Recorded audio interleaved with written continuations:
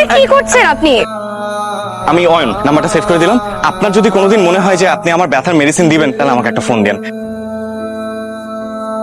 এত সকালে আমি তমা। আপনার কি বুকে ব্যথা এখনো আছে নাকি চলে গেছে? আমি একটা অ্যাড্রেস এসএমএস করে দিচ্ছি, 1 ঘন্টা পর এখানে চলে আসবেন।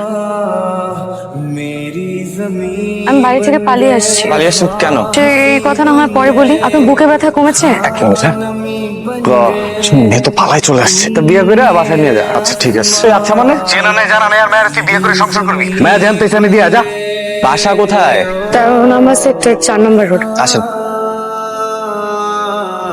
আসসালামু আলাইকুম। তোমার আমি ভালো করে চিনি। কাল আপনার মেয়ে। তুই আমার মেয়ে নিয়ে পালাইছ? আঙ্কেল আমি একটা ফালতু ছেলে লাগে তুই পালাইছ? বাবা একটাবার কথা বেরো।